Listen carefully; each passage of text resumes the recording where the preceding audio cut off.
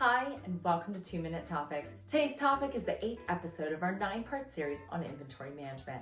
And today we're talking about inventory metrics and performance because inventory performance is only as strong as the measures used to evaluate it. So let's dive on in with your 2 minutes starting now.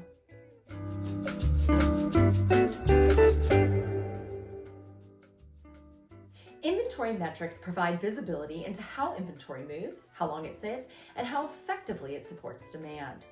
They allow organizations to understand whether inventory levels are aligned with planning accuracy, supply reliability, and service requirements. But these measurements only work when they reflect the realities of the business and are interpreted in context rather than in isolation. There are 3 core measures that form the baseline of inventory performance. Number 1, inventory turnover. This shows how many times inventory cycles through the business during a given period.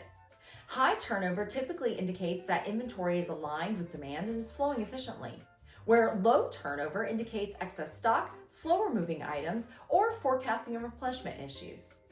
Days of supply supports this by converting movement into time, showing how long inventory will last under current demand. Together, they reveal both velocity and exposure. Number 2, fill rate. This measures how well customer demand is met without delays or back orders.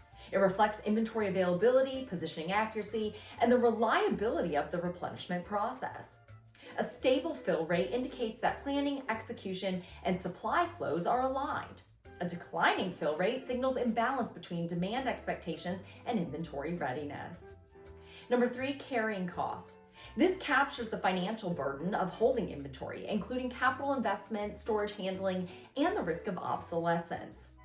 Carrying costs connects operational decisions to financial outcomes and highlights whether inventory levels are supporting or constraining profitability. When carrying costs rises without a corresponding service benefit, inventory strategy must be reevaluated. Now, these measurements must be evaluated within a cross-functional framework. Operations needs them to understand planning performance. Finance depends on them to manage working capital. And customer service relies on them to assess order fulfillment reliability. So these metrics only support decision-making when they reflect the integrated nature of inventory across an organization. So what does this actually mean in practice? Build a metrics hierarchy that aligns with business objectives.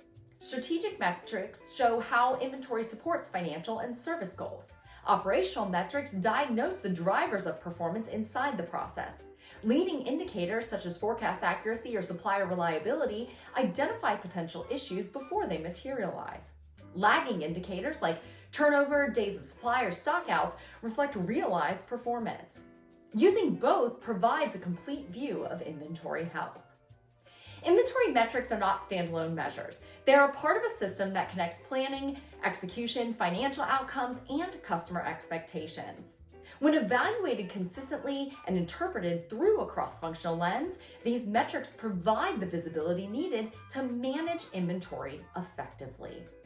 Stay tuned for our final episode where we'll talk about continuous improvement within inventory management.